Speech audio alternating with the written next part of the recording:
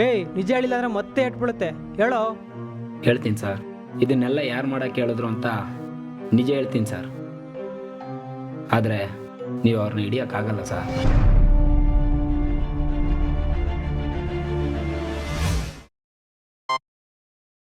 ಒಂದು litre water bottle ಕೊಡಿ. ಆ ಬಿಸ್ಕೆಟ್ ಕೊಡಿ. ಓಯ್,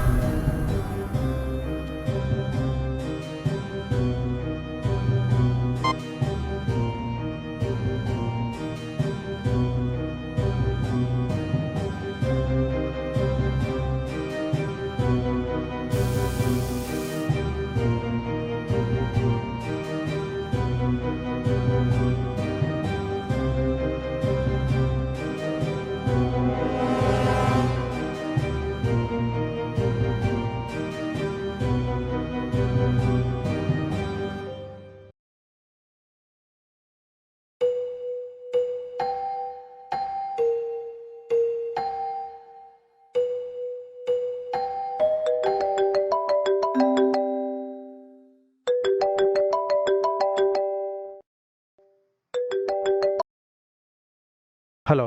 ನೀನು ಕೇಳಿದ ಡೀಟೇಲ್ಸ್ ಸಿಕ್ಕಿದೆ. ಇನ್ನು half an hour last time meet ಆಗಿದ್ದು ಸ್ಪಾಟಿಗೆ ಬಾ.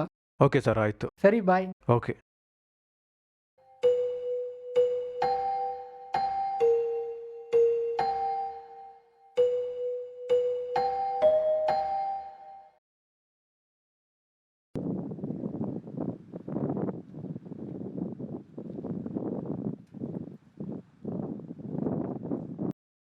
ತಗೋ ಮಗ. ಏನಿಲ್ಲ, ಇದು ಅರ್ಧ ಬಾಳೆಹಣ್ಣು. ಏನು ಮಾಡ್ತೀಯ ಮಗ? ಅನ್ಎಂಪ್ಲಾಯ್ಡು. ಕೆಲಸ ಸಿಕ್ಲಿ ಬಿಡು, ಆರಾಮಾಗಿ ಗೊನೆನೇ ಕೊಡಿಸ್ತೀನಿ. ಅವಾಗ ಇಂಟರ್ವ್ಯೂ ಎಲ್ಲಾದರೂ ಅಟೆಂಡ್ ಮಾಡಿದ್ದೇನಾ? ಇಲ್ಲ ಮಗ. ಏಕೆ, ಕೆಲಸ ಬೇಡವಾ? ಲವ್, ಕೆಲಸ ಹುಡ್ಕಕ್ಕೆ ನಾನೇನು ಅನ್ಎಜುಕೇಟೆಡಾ? ಕಾಲೇಜ್ಗೆ ಹೋಗಿ ಗ್ರಾಜ್ಯುಯೇಷನ್ ಮಾಡಿದ್ದೀನಿ. ಕೆಲಸನೇ ನಾನು ಹುಡ್ಕೊಂಬರ್ಬೇಕು. ಇಟ್ಕೊಳ್ಳೋ ಸ್ವಲ್ಪ.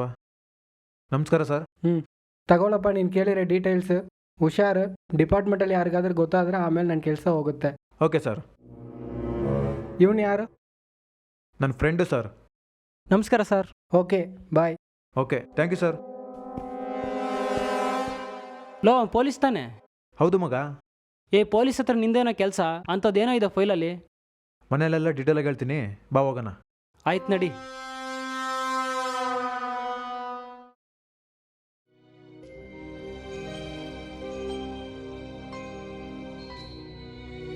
ಏನೋ ಮಗ ಇದೆಲ್ಲ?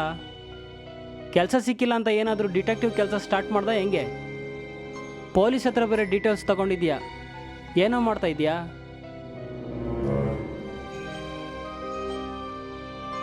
ಏನೋ ಮಗ ಇದೆಲ್ಲ? ತಗೊಳ್ಳೋ, ಹೇಳ್ತೀನಿ. ನಾನು ಕಾಲೇಜಿಗೆ ಹೋಗ್ಬೇಕಾದ್ರೆ ಒಬ್ಬ ಹುಡುಗ ಬೇಕ್ರಿಯಿಂದ ಒಂದು ವಾಟರ್ ಬಾಟ್ಲ್ ಕತ್ಕೊಂಡು ಹೋದ. ನಾನೇನೋ ದುಡ್ಡಿಲ್ಲದೆ ಈ ರೀತಿ ಮಾಡಿದ್ದಾನೆ ಅಂದ್ಕೊಂಡೆ. ಆದರೆ ಸ್ವಲ್ಪ ದಿನ ಆದಮೇಲೆ ಪೇಪರಲ್ಲಿ ಇದೇ ಥರ ನ್ಯೂಸು, ಯಾರೋ ಮಾರ್ಕೆಟಲ್ಲಿ ವೆಜಿಟೇಬಲ್ ಕಳ್ತನ ಮಾಡಿದ್ದಾರೆ ಅಂತ. ದಿನೇ ದಿನೇ ಈ ಥರ ಸುದ್ದಿಗಳು ಜಾಸ್ತಿನೇ ಆಯಿತು. ನಮ್ಮನೆ ಹತ್ರ ಎಲ್ಲ ತರಕಾರಿ ಕಳ್ತನ ಜಾಸ್ತಿ ಆಗ್ತಾ ಇದೆ.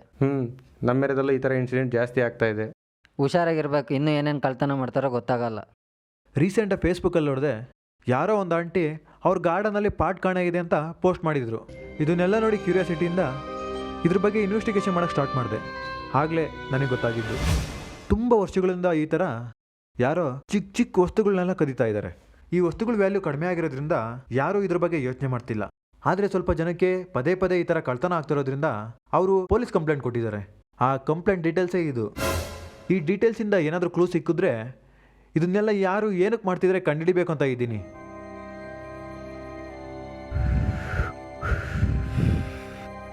ಲೋ, ಕೆಲಸ ಸಿಕ್ಕಿಲ್ಲ ಅಂತ ತಲೆ ಕೆಟ್ಟಿದೆ ಕಣೋ ನಿಂಗೆ. ಯಾರಾದರೂ ಬೈಕ್ ಕದಿಯೋರ್ನ, ಸರ್ಗಳ್ತನ ಮಾಡೋರ್ನ, ಬ್ಯಾಂಕ್ ರಾಬ್ರಿ ಮಾಡೋರ್ನ ಹಿಡಿಯೋದ್ರಲ್ಲಿ ಅರ್ಥ ಇದೆ. ಅದನ್ನ ಬಿಟ್ಬಿಟ್ಟು ಯಾರೋ ವಾಟರ್ ಬಾಟ್ಲ್ ಕದಿಯೋನ್ನ, ಈ ವೆಜಿಟೇಬಲ್ಸ್ ಕದಿಯೋನ್ನ ಹಿಡಿತೀನಿ ಅಂತೀಯಲ್ಲ, ನಿಂಗೇನು ಬುದ್ಧಿ ಆಯ್ತಾ? ಇದರಿಂದ ನಿನ್ನ ಟೈಮು, ಎನರ್ಜಿ ಎಲ್ಲ ವೇಸ್ಟು. ಇದೇ ಇಂಟ್ರೆಸ್ಟು ಯಾವುದಾದ್ರೂ ಕೆಲಸದ ಮೇಲೆ ತೋರಿಸಿದ್ರೆ ಇಷ್ಟೊತ್ತಿಗೆ ನಿಂಗೆ ಕೆಲಸನಾದ್ರೂ ಸಿಕ್ಕಿರೋದು. ಈ ಕಳ್ಳರನ್ನ ನೀನೇ ಹುಡಿಕ ಹೋಗ್. ನಂಗೆ ಬೇರೆನೇ ಕೆಲಸ ಇದೆ. ಲೇ ಹೋಗೋ, ನೀನೇನೇ ಹೇಳೋ, ನಾನು ಈ ಕೇಸ್ ಸಾಲ್ವ್ ಮಾಡೇ ಮಾಡ್ತೀನಿ.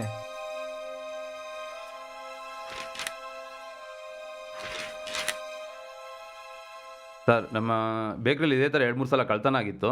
ಒಂದು ಸಲ ಕಳ್ತನ ಆಗಬೇಕಾದ್ರೆ ಇದೇ ಥರ ಒಬ್ಬ ಕಳ್ಳನ ಹಿಡಿದಿದ್ದು. ಬಟ್ ಅವ್ನು ನಮ್ಮ ಕೈಯಿಂದ ತಪ್ಪಿಸ್ಕೊಂಡು ಹೋಗಬೇಕಾದ್ರೆ ಅವನ ಹತ್ರದಿಂದ ನಮಗೆ ಈ ಕಾರ್ಡ್ ಸಿಕ್ಕಿದೆ. ನಿಮ್ಗೇನಾದರೂ ಇನ್ವೆಸ್ಟಿಗೇಷನ್ಗೆ ಯೂಸ್ ಆಗುತ್ತೆ, ತಗೊಳ್ಳಿ.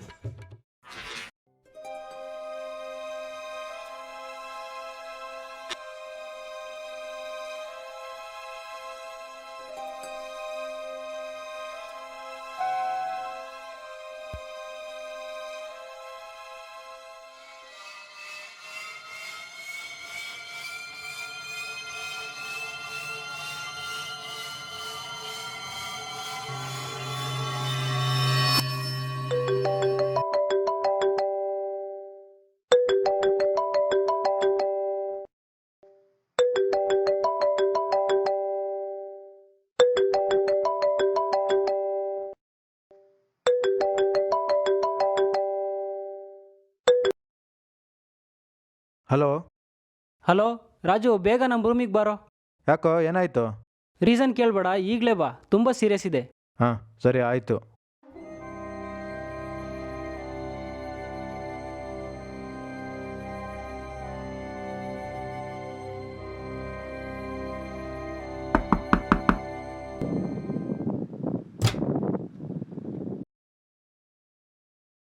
ಬಾ ಒಳಗೆ.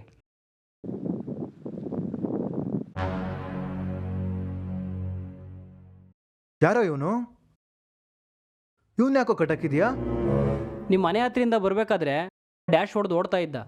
ಅವನ್ನ ಯಾರೋ ಕಳ್ಳ ಅಂತ ಚೇಸ್ ಮಾಡ್ತಾ ಇದ್ರು. ಅವನ ಕೈಯಲ್ಲಿ ನೋಡಿದ್ರೆ ವಾಟರ್ ಬಾಟ್ಲಿತ್ತು. ಆಗ ನೀನು ಹೇಳಿದ್ದೆಲ್ಲ ನೆನಪಾಯ್ತು.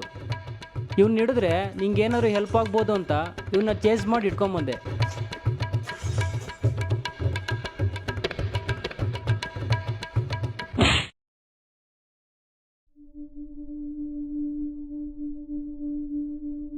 ಈ ಪರ್ಸ್ ಅವ್ನ ಜೇಬಲ್ ಸಿಕ್ತು. ಹೌದಾ ಇದು? ಹಾಂ, ಅವಂದೇ. ಏನು ಇಷ್ಟೊಂದು ದುಡ್ಡಿದೆಯಲ್ಲ?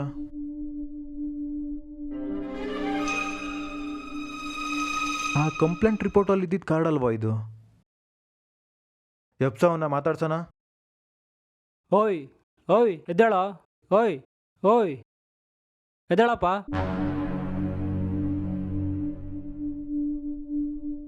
ಲೈ, ಯಾಕೋ ಕಳ್ತನ ಮಾಡಿದೆ? ಯಾರು ನಿನಗೆ ಈ ರೀತಿ ಕಳ್ತನ ಮಾಡಕ್ಕೆ ಹೇಳಿದ್ದು? ಅಣ್ಣ, ತುಂಬ ಬಾಯಾರಿಕೆ ಆಯ್ತೈತೆ ಅಣ್ಣ, ಅದಕ್ಕೆ ಕದ್ಬಿಟ್ಟೆ ಅಣ್ಣ. ಸುಳ್ಳು ಹೇಳ್ಬೇಡ. ನಿನ್ನ ಪರ್ಸಲ್ಲಿ ದುಡ್ಡಿದೆ, ಆದರೂ ಕಳ್ತನ ಮಾಡಿದ್ಯಾ. ಈ ID ಕಾರ್ಡ್ ಕೊಟ್ಟವ್ರು ಯಾರು? FEP ಅಂತ ಐತೆ, ಏನಿದು? ಇವ್ರಿಗೆಲ್ಲ ಗೊತ್ತಾಗಿದೆ ಅನ್ಸುತ್ತೆ. ಏಯ್ ನಿಜ ಹೇಳೋ. ನಿಜ ಹೇಳಿಲ್ಲ ಅಂದ್ರೆ ಮತ್ತೆ ಎಟ್ಬಿಡುತ್ತೆ. ಹೇಳೋ. ಇವ್ರಿಗೆ ನಿಜ ಹೇಳಲಿಲ್ಲ ಅಂದರೆ ಬಿಡಲ್ಲ. ಹೇಳ್ತೀನಿ ಸರ್, ನಿಜ ಹೇಳ್ತೀನಿ ಸರ್. ಇದನ್ನೆಲ್ಲ ಯಾರು ಮಾಡೋಕ್ಕೆ ಹೇಳಿದ್ರು ಅಂತ ನಿಜ ಹೇಳ್ತೀನಿ ಸರ್. ಆದರೆ ನೀವು ಅವ್ರನ್ನ ಹಿಡಿಯೋಕ್ಕಾಗಲ್ಲ ಸರ್.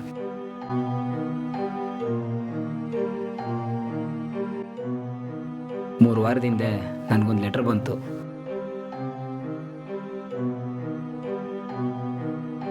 ಆ ಲೆಟ್ರಲ್ಲಿ ಏನೂ ಇರಲಿಲ್ಲ, ಬರೀ ಒಂದು ಖಾಲಿ ಹಾಳೆ ಇತ್ತು.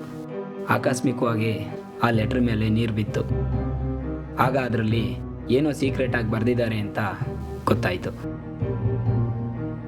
ಆ ಲೆಟ್ರಲ್ಲಿರೋದನ್ನು ಓದೋದಕ್ಕೆ ಪ್ರಯತ್ನಪಟ್ಟೆ. ಆಗ ಅದರಲ್ಲಿ ಒಂದು ಲೊಕೇಶನ್ ಕೋಆರ್ಡಿನೇಟ್ಸ್ಗೆ ಬನ್ನಿ ಅಂತ ಮೆಸೇಜ್ ಇತ್ತು. ನಾನು ಆ ಲೊಕೇಶನ್ಗೆ ಹೋದಾಗ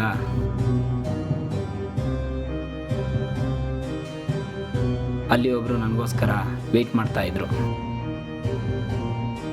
ಅವರು ನನಗೆ ಒಂದು ಕೆಲಸ ಇದೆ ಅಂತೇಳಿ ಅದ್ರ ಬಗ್ಗೆ ಎಕ್ಸ್ಪ್ಲೇನ್ ಮಾಡೋದಕ್ಕೆ ಸ್ಟಾರ್ಟ್ ಮಾಡಿದ್ರು. ನಾನು ಮೊದಲು ಒಪ್ಪಲಿಲ್ಲ, ಆ ಕೆಲಸ ಮಾಡೋಕ್ಕೆ ಆಗೋಲ್ಲ ಅಂದೆ. ಆದರೆ ಅವರು ಒಂದು ವಿಡಿಯೋ ತೋರಿಸಿದ್ಮೇಲೆ ಆ ಕೆಲಸನ ನಾನು ಮಾಡಲೇಬೇಕಿತ್ತು.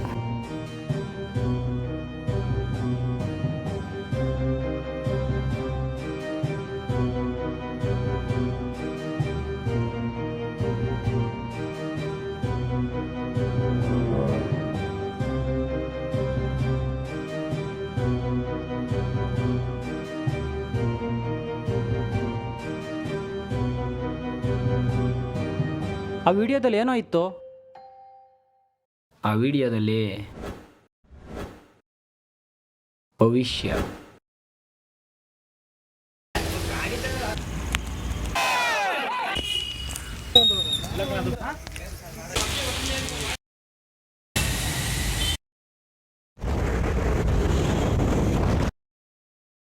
ಹಾಯ್, ನಾನು ಗಣೇಶ್.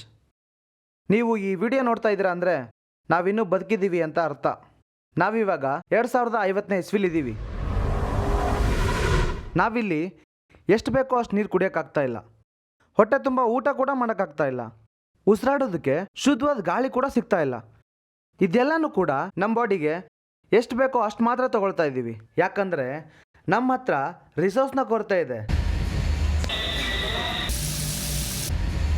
ಹೀಗಾಗಿ ಗೌರ್ಮೆಂಟ್ ರೂಲ್ಸ್ ಪ್ರಕಾರ ಮುಂದಿನ ಜನ್ರೇಷನ್ನವ್ರಿಗೆ ಈ ರೀತಿ ಪ್ರಾಬ್ಲಮ್ ಆಗಬಾರ್ದು ಅಂತ ಪಾಪ್ಯುಲೇಷನ್ ಗ್ರೋತ್ನ ಬ್ಯಾನ್ ಮಾಡಿದ್ದೀವಿ.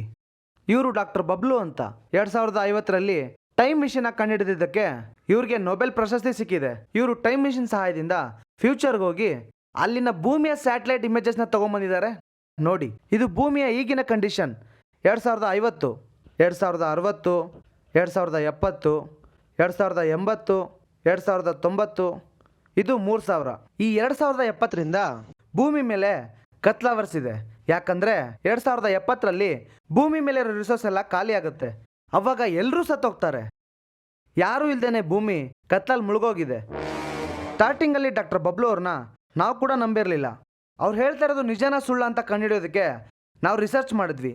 ಅವಾಗ ನಮಗೆ ಸಿಕ್ಕಿದ್ದೇ ಇದು ರಿಸೋರ್ಸ್ನ ಸ್ಟಾಕ್ ಬೋರ್ಡ್. ನಾವೇನೇ ಮಾಡಿದ್ರು ಈಗಿನ ಪರಿಸ್ಥಿತಿನಲ್ಲಿ 2070ರವರೆಗೂ ಮಾತ್ರ ಬದುಕೋದಕ್ಕೆ ಭೂಮಿ ಮೇಲೆ ರಿಸೋರ್ಸ್ ಸಿಗುತ್ತೆ. ಅದಾದ್ಮೇಲೆ ಏನೂ ಸಿಗೋದಿಲ್ಲ. ಏನೂ ಸಿಗದೆ ನಾವೆಲ್ಲ ಸತ್ತೋಗ್ತೀವಿ. ನಮಗೆಲ್ಲ ಆ ಟೈಮ್ಗೆ 50ರಿಂದ 70 ವರ್ಷ ಏಜ್ ಆಗಿರುತ್ತೆ. ಓಕೆ, ಬಟ್ ನಮ್ಮಲ್ಲೀಗ 36% ಪಾಪ್ಯುಲೇಷನ್ 3ರಿಂದ 15 ವರ್ಷದೊಳಗಿನ ಮಕ್ಕಳಿದ್ದಾರೆ. ಇವ್ರ ಭವಿಷ್ಯದ ಬಗ್ಗೆ ಚರ್ಚೆ ನಡೆದಾಗ ಡಾಕ್ಟರ್ ಬಬ್ಲು ಅವರು ಒಂದು ಐಡಿಯಾ ಕೊಟ್ಟರು. ಅದೇನಂದ್ರೆ 2010ರಿಂದ 2030ರಲ್ಲಿ ನಮ್ಮಲ್ಲಿ ಏನು ಪಾಪ್ಯುಲೇಷನ್ ಇದ್ರೋ ಅವ್ರಿಗೆ ಬೇಕಾಗಿರೋ ರಿಸೋರ್ಸ್ಗಿಂತ 85% ರಿಸೋರ್ಸ್ ಜಾಸ್ತಿ ಇತ್ತು. ಅದನ್ನೇನಾದರೂ ಮಾಡಿ 2050ಕ್ಕೆ ತೊಗೊಂಬಂದ್ರೆ ಈ ಮಕ್ಕಳನ್ನೆಲ್ಲ ಸೇವ್ ಮಾಡ್ಬೋದು. ಅದಕ್ಕೆ ಡಾಕ್ಟರ್ ಬಬ್ಲು ಅವರು ಅವ್ರ ಟೈಮ್ ಮಿಷನ್ ಸಹಾಯದಿಂದ 2010ಕ್ಕೆ ಹೋಗಿ ಅಲ್ಲಿನ ಗೌರ್ಮೆಂಟು ಅಲ್ಲಿನ ಜನಗಳ ಹತ್ರ ಹೆಲ್ಪ್ ಕೇಳಿದ್ರು. ಆದ್ರೆ ಬಬ್ಲು ಅವ್ರನ್ನ ಯಾರೂ ನಂಬಲಿಲ್ಲ.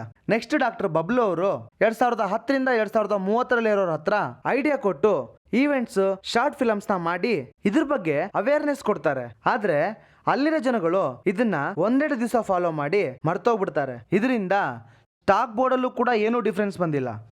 ಕೊನೆಗೆ ಅಲ್ಲಿರೋ ರಿಸೋರ್ಸ್ನ ಕಳ್ತನ ಮಾಡ್ಕೊಂಡು ತೊಗೊಂಬರೋದೇ ಕರೆಕ್ಟ್ ಅಂತ ಎಲ್ಲರೂ ಪ್ಲ್ಯಾನ್ ಮಾಡ್ತಾರೆ. ಇದರಿಂದ ಸ್ಟಾಕ್ ಬೋರ್ಡ್ ಇನ್ಕ್ರೀಸ್ ಆಗೋ ಚಾನ್ಸಸ್ ಜಾಸ್ತಿ ಇದೆ. ಮತ್ತೆ ಕಳ್ತನ ಆಗುತ್ತೆ ಅಂತ ಅಲ್ಲಿನ ಜನ ಎಚ್ಚೆತ್ತು ಹುಷಾರಾಗ್ತಾರೆ ಅಂತ ಎಲ್ಲರೂ ಡಿಸೈಡ್ ಮಾಡ್ತಾರೆ. ನಮ್ಮ ಗೌರ್ಮೆಂಟು ಕೂಡ ಈ ರೀತಿ ಮಾಡೋದಕ್ಕೆ ಆರ್ಡ್ರ್ ಪಾಸ್ ಮಾಡಿ FEP ಅಂತ ಒಂದು ಗ್ರೂಪ್ ಕ್ರಿಯೇಟ್ ಮಾಡಿದೆ. ಇದನ್ನು ನಾವು ಹೇಗೆ ಮಾಡ್ತೀವಿ ಅಂದರೆ, ನಾವು ನಮ್ಮ ಏಜೆಂಟ್ಗಳನ್ನು ಡಾಕ್ಟರ್ ಬಬ್ಲು ಅವರ ಟೈಮ್ ಮಿಷನ್ ಸಹಾಯದಿಂದ 2010ರಿಂದ 2030ರವರೆಗೂ ಸೆಂಡ್ ಮಾಡ್ತೀವಿ. ಅಲ್ಲಿ ಅವರು ಅನ್ಎಂಪ್ಲಾಯ್ಡ್ ಮತ್ತು ಸ್ಮಾರ್ಟ್ ಪೀಪಲ್ಸ್ನ ನಮ್ಮ ಗ್ರೂಪ್ಗೆ ಜಾಯಿನ್ ಮಾಡ್ತಾರೆ. ಅಲ್ಲಿ ಸೆಲೆಕ್ಟ್ ಆದವ್ರಿಗೆ ನಮ್ಮ FEP ID ಕಾರ್ಡ್ ಕೊಡ್ತೀವಿ. ಆ ಕಾರ್ಡಲ್ಲಿ ಅವ್ರೇನು ಕದಿಬೇಕು, ಆ ಕದ್ದಿರೋ ಐಟಮ್ನ ಯಾವ ಲೊಕೇಶನಲ್ಲಿ ಯಾವ ಟೈಮಲ್ಲಿ ಇಡಬೇಕು ಅಂತ ಡಿಸ್ಪ್ಲೇ ಆಗುತ್ತೆ.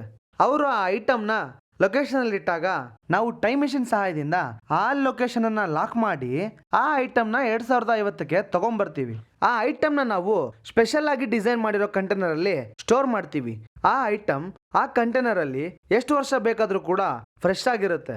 ನಾವು ಆ ಐಟಮ್ನ ಫ್ಯೂಚರಲ್ಲಿ ನಮ್ಮ ಪಾಪ್ಯುಲೇಷನ್ ಸರ್ವೈವ್ ಆಗೋದಕ್ಕೋಸ್ಕರ ಯೂಸ್ ಮಾಡ್ತೀವಿ. ಇದೇ ನಮ್ಮ ಕೆಲಸ. FEP ಅಂದರೆ ಫ್ಯೂಚರ್ ಎಕ್ಸ್ಟೆನ್ಷನ್ ಪ್ರೋಗ್ರಾಮ್. ಅದಕ್ಕೆ ಸರ್ ಕಳ್ತನ ಮಾಡ್ತಾ ಇರೋದು. ಕಳ್ತನ ಮಾಡೋದ್ರ ಬದಲು ಅವರೇ ಬಂದು ಅಗ್ರಿಕಲ್ಚರ್ ಮಾಡ್ಬೋದಿತ್ತಲ್ಲ, ಬೋರ್ ಹೊಡಿಸಿ ನೀರು ಸಪ್ಲೈ ಮಾಡ್ಬೋದಿತ್ತಲ್ಲ. ಇಲ್ಲ ಸರ್, ಆ ಥರ ಮಾಡೋಕ್ಕಾಗಲ್ಲ. ಯಾಕೆಂದರೆ ನಾವು ಇವಾಗ ಯೂಸ್ ಮಾಡ್ತಾ ಇರೋದ್ರ ಜೊತೆಗೆ ಅವ್ರ ಯೂಸಸ್ಸು ಆಗಿ 2070ಕ್ಕೆ ಖಾಲಿಯಾಗೋ ರಿಸೋರ್ಸು ಇನ್ನೂ ಬೇಗ ಖಾಲಿ ಆಗುತ್ತೆ. ಅದಕ್ಕೋಸ್ಕರ ಇದನ್ನು ಒಪ್ಪಿಲ್ಲ.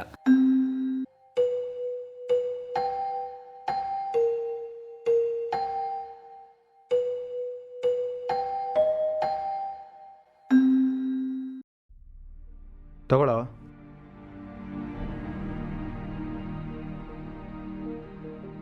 ಕೊಡಿಲಿ. ಸಾರಿ ಸರ್, ನೀವು ಹೋಗಿ. ಬರ್ತೀನಿ, ಬಾಯ್. ಯಾವುದೋ ಫಿಲಮ್ ಸ್ಟೋರಿ ಹೇಳಿ ತಪ್ಪಿಸ್ಕೊಂಬಿಟ್ಟ.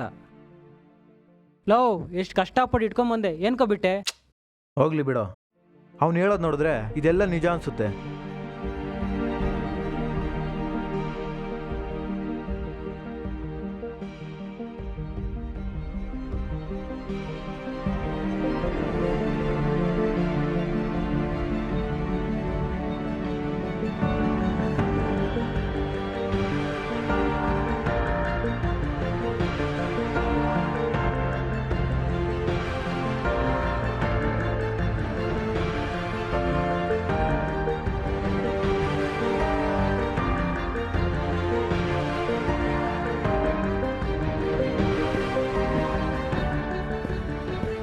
ಇನ್ನು ಎಷ್ಟು ದಿನ ಮಾಡ್ಬೇಕು ಸರ್ ಈ ಥರ ಕಳ್ತನ? ಎಷ್ಟು ದಿವಸ ಅಂತ ಗೊತ್ತಿಲ್ಲ, ಆದರೆ ಎಲ್ಲಿವರೆಗೂ ಅಲ್ಲಿರೋರು ಹುಷಾರಾಗಿ ಅವ್ರಿಗೆ ಎಷ್ಟು ಬೇಕೋ ಅಷ್ಟೇ ಯೂಸ್ ಮಾಡ್ತಾರೋ, ಎಲ್ಲಿವರೆಗೂ ಅಲ್ಲಿರೋರು ಇಲ್ಲಿರೋರ್ಗೋಸ್ಕರ ಸೇವ್ ಮಾಡ್ತಾರೋ, ಎಲ್ಲಿವರೆಗೂ ನಮ್ಮ ಏಜೆಂಟ್ಗಳು ಸಪ್ಲೈನ ನಿಲ್ಲಿಸೋದಿಲ್ವೋ, ಎಲ್ಲಿವರೆಗೂ ನಮ್ಮ ಸ್ಟಾಕ್ ಬೋರ್ಡ್ ನಮ್ಮ ಪಾಪ್ಯುಲೇಷನ್ಗೆ ಮ್ಯಾಚ್ ಆಗುತ್ತೋ ಅಲ್ಲಿವರೆಗೂ